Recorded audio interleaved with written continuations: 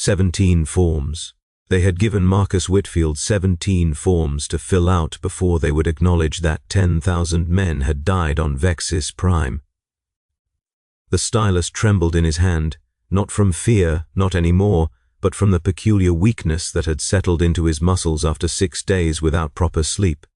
The processing chamber hummed with recycled air that tasted of antiseptic and old paper, and somewhere beyond the reinforced walls, he could hear the distant rumble of troop transports arriving and departing.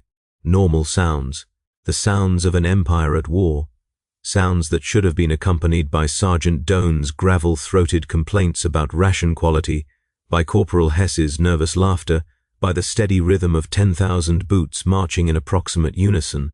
The silence where those sounds should have been was louder than any artillery barrage.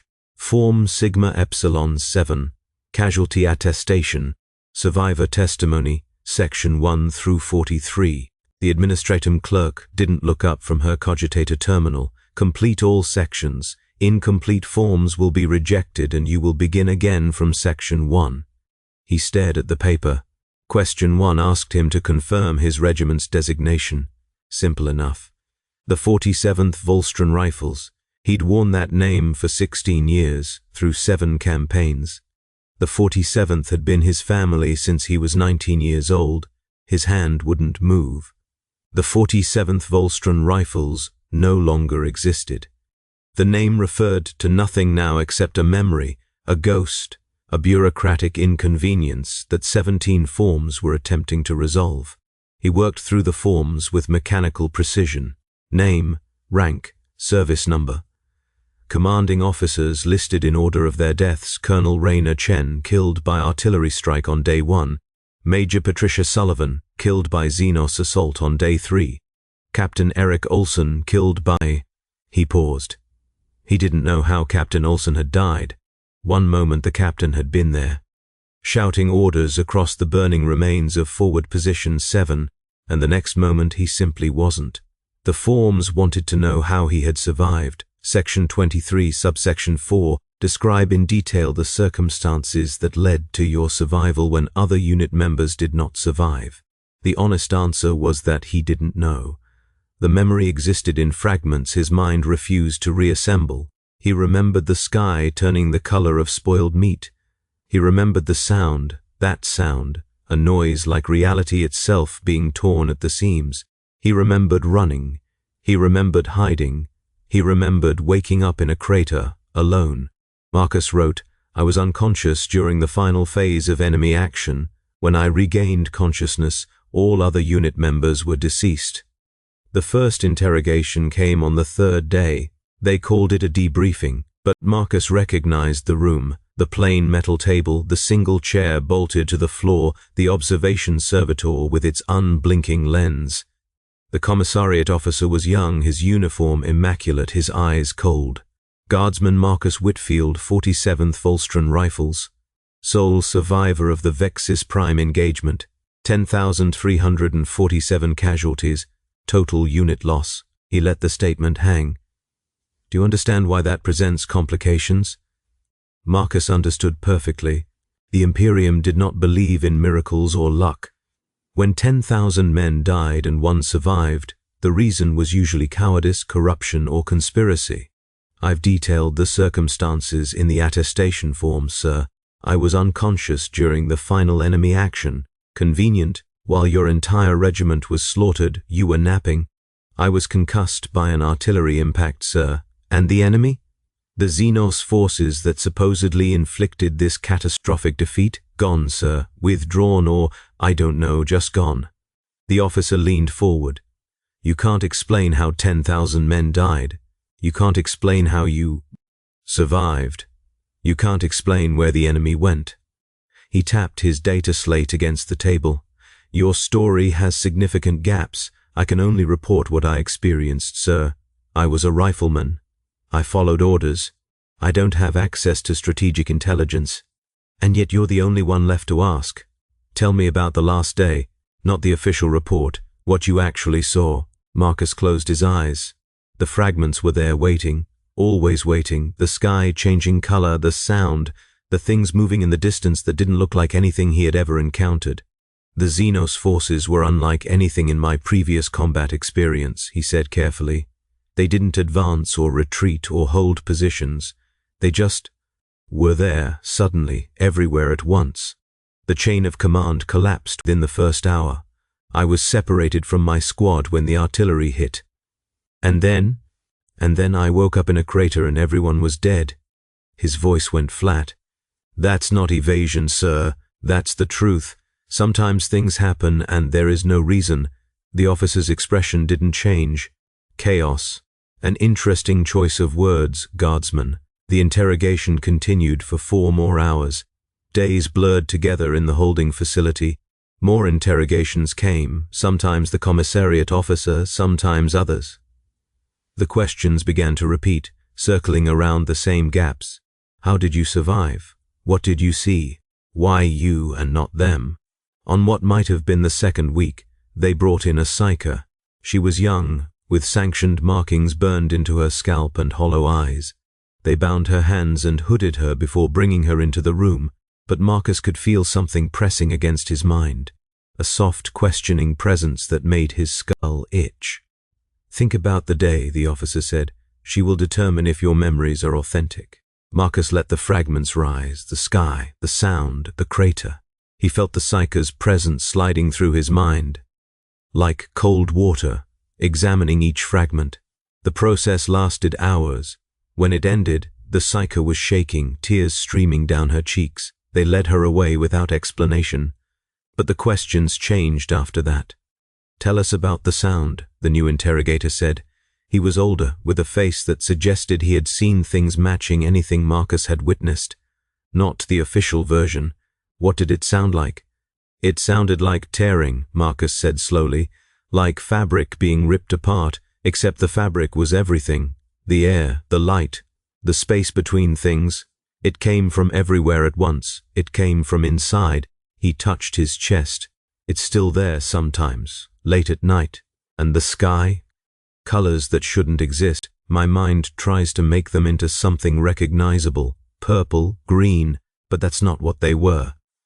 Something my eyes could see but my brain couldn't process. And the entities? I don't know if I can call them things. They were presences, movement without form, more like ideas than creatures, terrible ideas that ate their way through solid matter. The older man's expression remained neutral, but something flickered in his eyes. One more question. Why do you think you survived? Marcus had asked himself the same question endlessly. I don't think I was supposed to survive. Whatever killed my regiment wasn't careless. It was thorough. It took everyone. He paused. Everyone except me. Which means either I'm incredibly lucky, or something wanted me to live. Why would something want that? I don't know, but that's the question you should really be asking. The older man made more notes than ever before. When Marcus was returned to his quarters, 2 armed guards were stationed outside his door. The dreams changed after that conversation. Before, they had been chaotic fragments. Now they acquired terrible clarity. He dreamed of the crater, but conscious the whole time. He lay watching the sky tear itself apart, listening to the screaming of 10,000 men as something erased them from existence. And just before the end, something looked at him. He couldn't see it, just awareness, vast and cold and ancient, turning its attention toward him. It examined him, it considered him, it made a decision. Then it moved on, leaving him alive. He woke up screaming. The guards were in his room instantly, weapons raised. But there was nothing to fight except the memory of that attention, that deliberate choice. Something had seen him, something had chosen to spare him, and Marcus was beginning to understand this was not a gift, it was a purpose. They moved him to a different facility on the 6th week, underground, carved from stone, with corridors that seemed older than the Imperium itself. His new quarters had 3 separate locking mechanisms. In the corner stood a chair with restraining straps showing signs of regular use. They left him alone for 3 days. Then the older interrogator, whose name Marcus eventually learned was Connor Reese, appeared again. There are things I need to tell you, Reese said, lowering himself into a chair. The 47th Volstran Rifles was not the first regiment to encounter what you encountered. Over the past century, we have documented 17 similar incidents, different worlds, different units. But the same pattern, catastrophic casualties, a single survivor, and that survivor describing experiences remarkably similar to yours. Marcus felt the words settle into his chest. 17 incidents. The true number may be higher, but the pattern is consistent enough that we've developed protocols, procedures for handling survivors. What procedures? The entities exist outside normal reality. They breach into our dimension at irregular intervals, consume whatever they find, then withdraw. We don't know why they come or how to stop them. We don't know why they sometimes leave a single survivor. But you have theories. Theories. Reese leaned forward. What we know is that survivors are changed. Not obviously, no mutation our screening can detect, but something gets inside them, and over time, that something grows. Marcus thought of his dreams, the attention, the feeling of something vast making a choice. You think we're carriers, he said, seeds they plant and leave behind. Of the 17 previous survivors, 14 eventually changed, became something else. Something that served the entity's purposes. What happened to them? We had to neutralize them, execute them. The word hung in the silence. Marcus understood what this conversation was about. You're going to kill me. Not necessarily. Reese met his eyes. The 3 who resisted longest had something in common. They were aware of what was happening. They were fighting it. That fighting bought them time. Useful time? We need to understand these entities. And for that, we need information from people who have been touched by them.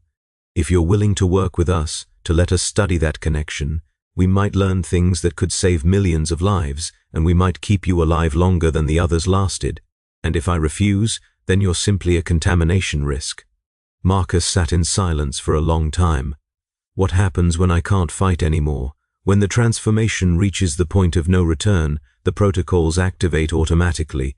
The facility will be sterilized. Everyone inside dies with you. At least I won't be alone. No. You won't be alone. The tests began the next day. They drew blood. They extracted spinal fluid. They attached electrodes to his scalp and made him remember Vexis Prime over and over while machines recorded things he couldn't see. More psychers probed his mind while he relived a moment when something had looked at him and chosen to let him live. Each session left him weaker. Each session taught him more about what was growing inside him. He could feel it now, a cold space at the center of his consciousness, a door that had been opened and never quite closed.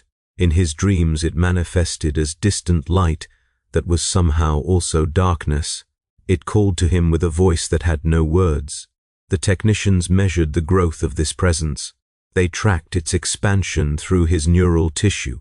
They documented the slight changes in his perceptions, marking the early stages of transformation.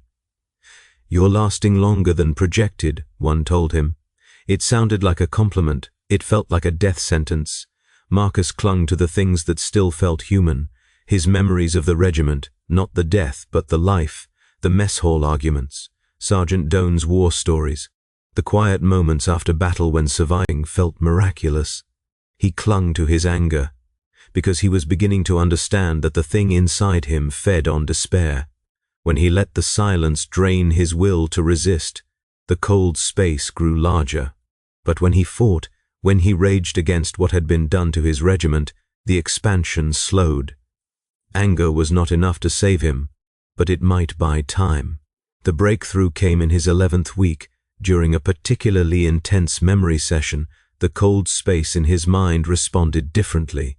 Instead of expanding, it communicated, not in words, in impressions, images.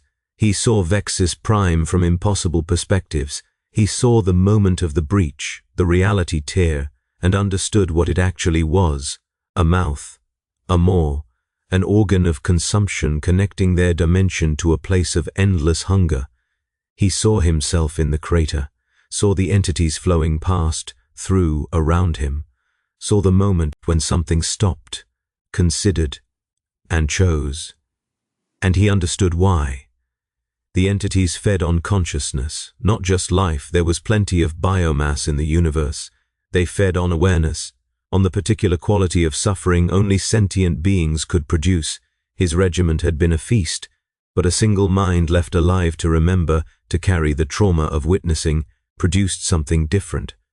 Something that continued generating the psychic energy they craved long after the original event.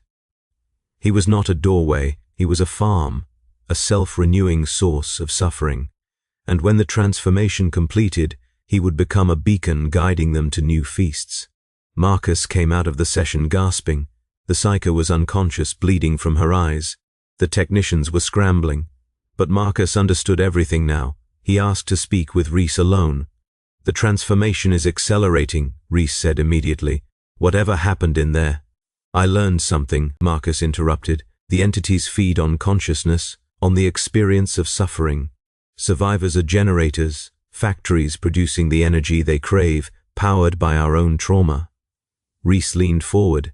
"If we understood how they locate that energy, you can't hide consciousness, but you might change what they taste." Marcus met his eyes. "I felt them feeding on me. It wasn't just suffering. It was specific kinds: fear, despair, hopelessness, the flavor of a mind that knows it's doomed." "What are you suggesting? We've been approaching this wrong. The protocols, the inevitable execution, what if the disposal itself feeds them? What if the final moments of terror provide exactly what they want?" Reese was silent. "You're saying our suppression protocols might be making things worse. The transformation might just be a timer ensuring every survivor dies in maximum terror. We're not fighting an invasion. We're participating in a harvest. Then how do we stop it? We change the crop." The three who lasted longest were aware and fighting.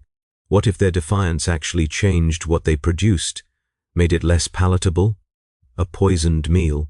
If we can help future survivors resist not just the transformation, but the psychological states the entities feed on, maybe we make the whole system less attractive. Reese shook his head slowly. "You're talking about decades of established procedure. I'm talking about survival. If we keep generating suffering, we feed our own destruction. But if we find another way..." Marcus stood. "Use me. Stop trying to break me. Give me something to fight for besides just surviving. See if that changes anything." Reese was silent for a long time. Then he extended his hand. "Tell me what you need." The final month was different. They gave Marcus real work, analyzing data from previous survivors, consulting on new protocols. He was treated as a colleague, not a resource. The cold space continued to grow, but its growth slowed. The entities were still feeding, but the flavor had changed. Instead of despair, he was generating purpose, determination, the quality of awareness that comes from having meaning. "You're outliving projections by 17%, Reese told him during their final meeting. "You were right, there's something different about defiant consciousness. How long do I have?" "Longer than anyone expected." Reese paused. "Command has approved modified protocols for future survivors based on your results. No more immediate containment. Instead, a structured program to maintain psychological resistance. They're implementing my theory. Your experience is shaping how we'll handle every survivor from this point forward." "You've changed something, Marcus." The transformation completed on a morning Marcus could no longer perceive. Time had become fluid, a dimension he moved through rather than was trapped within. He felt his physical form changing, his consciousness expanding beyond the boundaries of his skull, his awareness stretching towards something vast that had been waiting. The entities rushed toward the breach he had become, eager to consume everything on the other side, and Marcus pushed back. Not with his body, that was gone. Not with his thoughts, those had expanded beyond human patterns. He pushed back with his choice. Months of resistance had created something unexpected. His defiant consciousness, his refusal to surrender, had changed the portal's nature. Instead of opening outward, it opened inward, toward them, and for the first time in their long history of harvests, the entities encountered something they had never tasted. Hope. Not desperate hope praying for rescue. Something harder, forged in suffering and refined by conscious choice. Hope that had survived every attempt to destroy it. To beings that fed on despair, it was poison. The entities recoiled. The breach shuddered. and Marcus felt something shift in the cosmic structure connecting their dimension to his own. The portal stabilized at a point never reached before, a threshold that could be observed, studied, perhaps eventually understood. The technicians would spend years analyzing what happened. They would develop protocols based on Marcus's example, transforming victims into weapons that could wound the things that once consumed them. But Marcus was beyond their analysis now. He existed in the space between dimensions, neither fully human nor fully transformed, a guardian at a gate that could not quite open and would not quite close. He would stand there perhaps forever, but in the archives carefully preserved across 100 secure locations, his testimony remained, his words, his choices, his refusal to become what they tried to make him. The sole survivor of the 47th Volstran Rifles had not died. He had become something else entirely, and somewhere in the cold spaces beyond reality, the entities encountered an emotion they had never known. Fear,